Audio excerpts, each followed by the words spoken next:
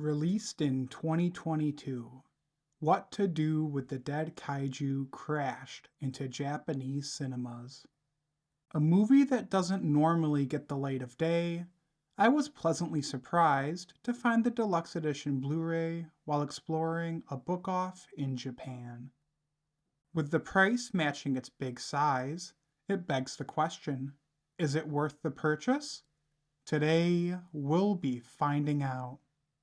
As usual, the equipment I use will be in the description. Always remember, different equipment will produce different results. The Blu-ray disc is region-free, though keep in mind the bonus disc included is locked to Region 2, which includes the countries listed on screen. If you have any questions on this release, be sure to leave a comment, and be sure to like and subscribe if you enjoy the review. Starting with video, I found that for the majority of the runtime, the presentation was solid. The film itself is shot gorgeously, with some surprisingly dynamic angles that allow the details in various sets to shine. There's a layer of grain on the video, which at times can be a bit much, specifically during darker scenes, but when it hits, it looks excellent.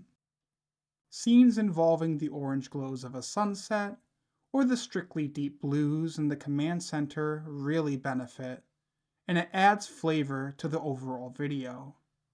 Blacks for the most part look good, though there are moments where they look to be a bit crushed. The biggest flaw has to be the CGI. A lot of it just looks outdated, with green screen usage that teeters on amateur. If this was a DVD, I don't think it'd be as damning, but in full HD, it just looks putrid. As a whole, the presentation looks good, and while I wouldn't say anything blew me away, there isn't a ton to complain about. Getting to audio, you get a Japanese linear PCM 5.1 audio track, as well as a Japanese audio guide Dolby stereo track. All around here, the audio is insanely clear.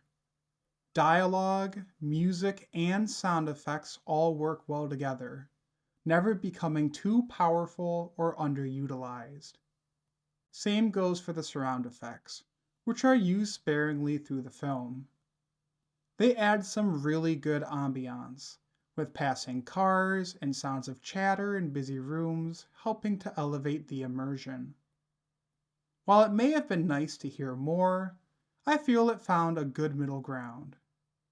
In many ways, the audio didn't leave much for me to say. It does the job, and it does it well. For special features, you'll be getting a commentary track featuring the crew listed on screen, as well as an alternative commentary track featuring the crew members listed on screen. Trailers, a TV spot, a promotional video collection, an event video collection, a making of featurette, and a commemorative video package celebrating the release of the film. For such a niche movie, it really is awesome to see so much included. I will say that you won't get a ton out of them if you don't understand Japanese, as English subtitles aren't included. Still, it's neat to skim through, but most foreign buyers won't find this worth the time. For packaging, I'm 50-50. The outer box really isn't that appealing. In all honesty, if you didn't know what to look for, you'd never assume this was related to the movie. On the other hand, the actual case is super sleek. The cover art is nice, showing off the cast and the titular Dead Kaiju, with the disc art complementing everything well. With this, you also get a booklet and some postcards of the characters. These are nice additions to the release.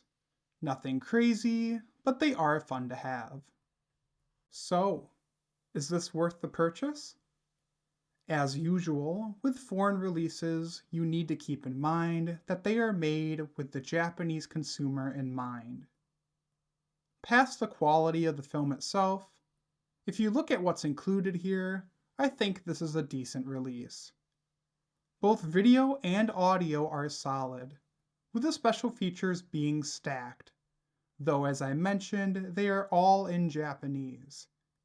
The goodies included are also nice additions, even if somewhat unneeded. The big thing is the price, especially when importing. MSRP seems to hover around 6,800 yen, or about 44 USD at the time of this video. With shipping and possible import fees, this is pretty rough.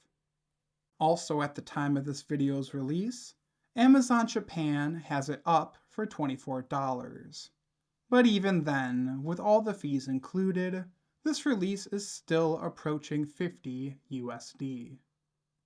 I'd say if you're a fan of the film, this is definitely worth it.